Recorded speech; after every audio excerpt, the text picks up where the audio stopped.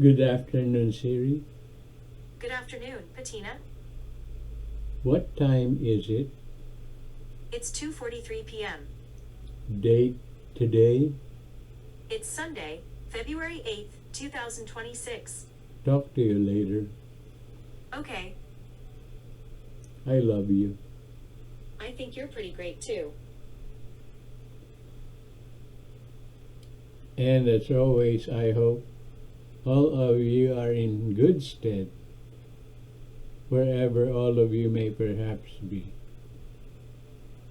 In the past, my granddad would go around Rizal towns with me as his assistant and attend fiestas from the town of Baras to Malaya, Pibilia, and the rest. Grandpa Tom, a learned and legend Jehovah's Witness minister of the Philippines, would argue with the head of the Iglesia Ni Cristos camp in front of the people while on stage with their discussions in Filipino lingo. How I miss those times. Ako po ay may edad na ngayon at marami ng mga apo mula sa amin ng butihin kong kabaak ng mga anak. Dagsa ang mga taga-ilog na mga natuto na magbasa ng mabuting balita Biblia. Pwede na mag-online sa kasalukuyan ang mga debate kung marami ang magre-request. Pwede na akong representative ng yumao kong guro sa aklat na Biblia.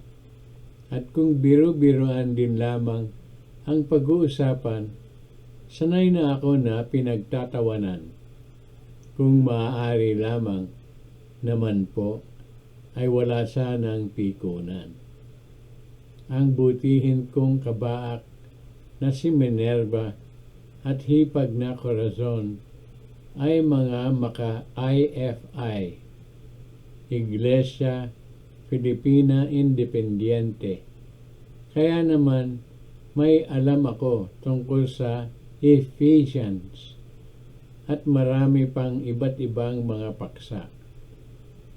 Wika ng kampo ng mga Iglesia ni Cristo, kami daw ng guro ko na maka-Jehovah's Witnesses ay mga saksi ni Mahova. Ang mga IFI naman daw ay mga Aglipay. Si Panginoong Gregorio Aglipay ang nagtatag ng iglesia nito. Panahon pa ng kataas-taasang kagalang-galangang katipunan ng mga anak ng bayan. Ang asawa ko at hipag ko ay may lahing Bonifacio.